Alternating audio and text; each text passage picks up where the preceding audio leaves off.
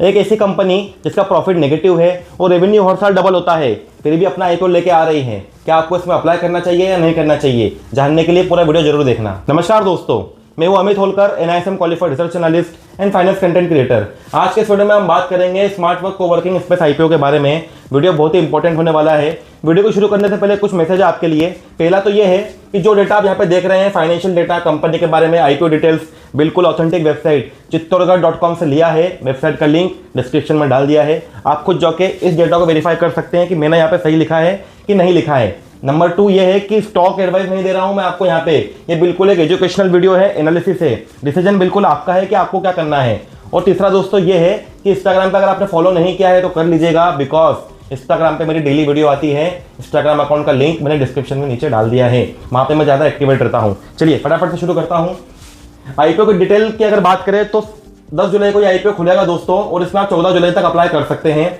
Price band IPO का रखा गया है 387 से 407 के बीच में, और इसका लॉट साइज है 36 शेयर्स। मतलब अगर आप एक लॉट खरीदेंगे इसका तो उसके लिए आपको 14,652 रुपए देने होंगे रिटेल इन्वेस्टर्स को। यहाँ पे इसका इश्यू साइज है दोस्तों आईपीओ का 582 करोड़ 582.56। इसको इन्होंने दो में डिवाइड किया है। एक इनका फ्रेश इशू है और एक है इनका ऑफर फॉर सेल। जो फ्रेश इशू है वो है 445 करोड़ और जो ऑफर फॉर सेल है वो है 137.56। अब ये फ्रेश इशू और ऑफर फॉर सेल क्या होता है मैं आपको बता देता हूँ। जब भी कंपनी नए शेयर लेके आती है तो उसको बोलते हैं फ्रेश इशू।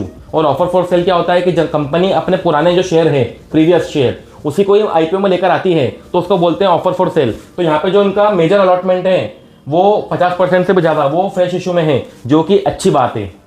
लिस्टिंग की अगर बात करें तो एनएससी बीएससी दोनों में ये आईपीओ लिस्ट होगा 17 जुलाई के दिन। चलिए अब एक नजर डालते हैं कंपनी के बारे में और कंपनी के फाइनेंशियल के, क्योंकि ये दोनों चीजें बहुत इंपॉर्टेंट होती है इन्वेस्टमेंट डिसीजन बनाने के लिए। अगर कंपनी की बात करें दोस्तों तो 2015 में कंपनी इनकॉर्पोरेट हुई थी है स्मार्ट वर्क कोवर्किंग। तो 10 साल हो चुके हैं इस कंपनी को मार्केट में। ये company ready to use office spaces provide करती है और ये मैनेज वर्क स्पेस भी मैनेज करती है विद टेक्नोलॉजी एंड डिजाइन की। जैसे एम्प्लॉय को रिक्वायरमेंट होती है, जैसे एमएनसी कंपनी की रिक्वायरमेंट होती है, उसके हिसाब से ये लोग उनको वर्किंग स्पेस प्रोवाइड करते हैं। और ये कंपनी लीज प्रॉपर्टीज लीज पे भी लेती है और उनको एक मॉडर्न कैंपस में कन्वर्ट भी करती है, जो कि काफ़ी अच्छा काफ़ी स्टैब्लिश है मार्केट में। ऑलमोस्ट 10 साल हो चुके हैं। तो ये एक ट्रस्टेबल यहाँ पर हमको एक कंपनी के बारे में इंफॉर्मेशन लग रही है। अभी आ जाते हैं कंपनी का फाइनेंशियल पे, बहुत इंपॉर्टेंट है ये। मार्च 2024 में कंपनी का जो रेवेन्यू था वो था 113 करोड़ रुपए, और मार्च 2025 में ये रेवेन्यू 10 गुना बढ़ गया, मतलब 1409 करोड़। 113 करोड़ से 1409 करोड़ हो गया, मतलब ऑलमोस्ट 10 टाइम्स, जो कि काफ़ी सिग्निफिकेंट नंबर है। मगर अगर आप प्रॉफिट में नजर डालेंगे तो माइनस में 49 करोड़ था यहाँ पर मार्च 2024 के फाइनेंशियल ईयर में, और मार्च 2025 में ये ज़्यादा माइनस हो गया है। -49 था और मार्च 25 में ये -63 हो चुका है। मतलब और कंपनी और नेगेटिव में जा रही है नेट प्रॉफिट में।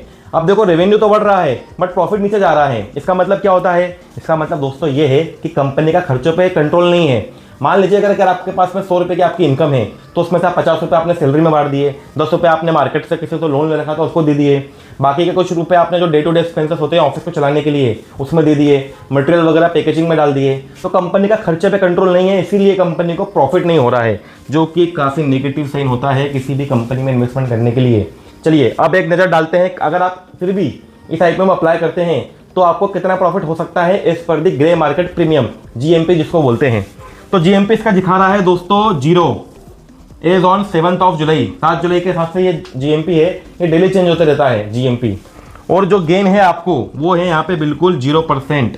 मगर आप इसमें अगर आप अप्लाई करते हैं, आप 14,652 रुपये अगर आप देते हैं और अप्लाई करते हैं तो आपको कुछ एक भी रुपया नहीं मिलेगा एज पर द जीएमपी। तो दोस्तों ये था स्मार्ट वर्क आईपीओ के बारे में डिटेल में एनालिसिस। अगर आपको ये वीडियो पसंद आया हो तो लाइक जरूर कीजिएगा, और अगर आप हमारे चैनल पर नए हैं तो सब्सक्राइब जरूर कीजिए, बिकॉज मैं हर आईपीओ का ब्रेकडाउन आपके पास लेकर आता हूँ। इंस्टाग्राम पर अगर आपने फॉलो नहीं किया है तो फॉलो कर लीजिए, बिकॉज फाइनेंशियल प्लानिंग आपको कैसे करनी है, कौन सा इंश्योरेंस लेना है अपने माता पिता के लिए, आपको उनके लिए रिटायरमेंट प्लानिंग कैसी करनी है, खुद के लिए भी, एसआईपी, म्यूचुअल फंड, सारी चीज़ें आपको इंस्टाग्राम पर ज़्यादा मिलती है, बिकॉज वहाँ मेरी डेली एक रील आती है।